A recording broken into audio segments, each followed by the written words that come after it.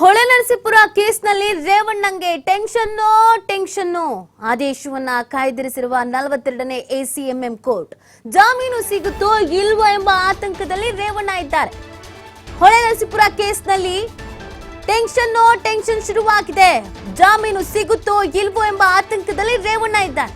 ಇನ್ನೇನು ಕೆಲವೇ ಕ್ಷಣದಲ್ಲಿ ಜಾಮೀನು ಆದೇಶವನ್ನ ಪ್ರಕಟಿಸಲಿದೆ ಕೋರ್ಟ್. ಎಸ್ಐಟಿ ಕಸ್ಟಡಿಗೆ ನೀಡುವಂತೆ ಪ್ರಬಲವಾದಂತ ವಾದವನ್ನ ಮಂಡಿಸಿದ್ದಾರೆ ಎಸ್ಪಿಪಿ. ಹೊಳೆನರಸೀಪುರ ಕೇಸ್ನಲ್ಲಿ ರೇವಣ್ಣಂಗೆ ಬಂಧನದ ಭೀತಿ ಎದುರಾಗ್ತಾ ಇದೆ. ನೋಡಿ, ರೇವಣ್ಣ ಫುಲ್ ಟೆನ್ಷನ್ ನಲ್ಲಿದ್ದಾರೆ. ಒಂದು ಪ್ರಕರಣದಲ್ಲಿ ಆಲ್ರೆಡಿ ಜೈಲಿಗೆ ಹೋಗಿ ಬಂದಾಗಿದೆ. ಇನ್ನೊಂದು ಪ್ರಕರಣದಲ್ಲೂ ಏನಾಗ್ಬಿಡುತ್ತೋ ಅನ್ನುವಂತ ಆತಂಕ. ಎಷ್ಟೊತ್ತಿಗೆ ತೀರ್ಪು ಪ್ರಕಟಿಸ್ತಾರೆ ಅನ್ನುವ ಹಾಗಾಗ್ಬಿಟ್ಟಿದೆ. ಅಲ್ಲೇ ಕಾಯ್ಕೊಂಡು ಕೂತಿದ್ದಾರೆ ರೇವಣ್ಣ. ಮೊನ್ನೆ ತಾನೇ ಕಣ್ಣೀರು ಇಟ್ಟಿದ್ರು ರೇವಣ್ಣ.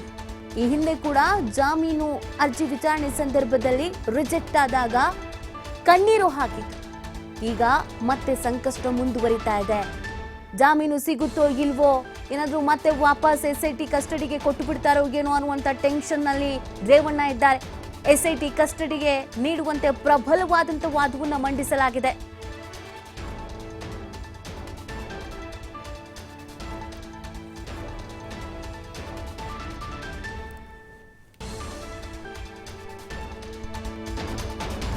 ನೋಡಿ, ಈಗಾಗಲೇ ಬೆಳಗ್ಗೆಯಿಂದ ವಾದ ಪ್ರತಿವಾದವನ್ನ ಆಲಿಸಲಾಗಿದೆ. ಎಸ್ಐಟಿ ಪರ ವಕೀಲರು ಎಸ್ಐಟಿ ವಶಕ್ಕೆ ಕೊಡಬೇಕು ಅನ್ನುವಂತ ವಾದವನ್ನ ಮಂಡಿಸಿದ್ದಾರೆ. ಏನಕ್ಕೆ ಅನ್ನೋದನ್ನು ಕೂಡ ಪ್ರಬಲವಾಗಿ ಹೇಳಿದ್ದಾರೆ. ಇನ್ನೊಂದು ಕಡೆಯಲ್ಲಿ ರೇವಣ್ಣ ಪರ ವಕೀಲರು ಎಸ್ಐಟಿ ವಶಕ್ಕೆ ಬೇಡ ಅನ್ನೋದನ್ನ ಹೇಳಿದ್ದಾರೆ. ಸೊ ಹಾಗಾಗಿ ಏನು ತೀರ್ಪು ಬರಬಹುದು ಅನ್ನೋದು ಈಗ ಕುತೂಹಲಕ್ಕೆ ಕಾರಣವಾಗ್ತಾ ಇದ್ರೆ ರೇವಣ್ಣ ಅವರಿಗೆ ಟೆನ್ಷನ್ ಹೆಚ್ಚಾಗ್ತಾ ಇದೆ. ಏನಾಗ್ಬಿಡುತ್ತೋ ಅನ್ನುವಂತ ಭಯ ಇದ್ದೇ ಇದೆ. ಕಾಯ್ತಾ ಇದ್ದಾರೆ ರೇವಣ್ಣ ಅವರು. ಟೆಂಪಲ್ ರನ್ ಅನ್ನ ಮಾಡಿದ್ರು, ಹಲವು ದೇವಸ್ಥಾನ ಭೇಟಿಯಾಗಿದ್ರು, ಆಮೇಲೆ ತಮಗೆ ಸಲಹೆಗಳನ್ನ ಕೊಡುವವರ ಮನೆಗೂ ಕೂಡ ಹೋಗಿದ್ರು. ವಕೀಲರ ಜೊತೆಗೆ ನಿರಂತರವಾಗಿ ಕಾಂಟ್ಯಾಕ್ಟ್ ನಲ್ಲಿದ್ದಾರೆ.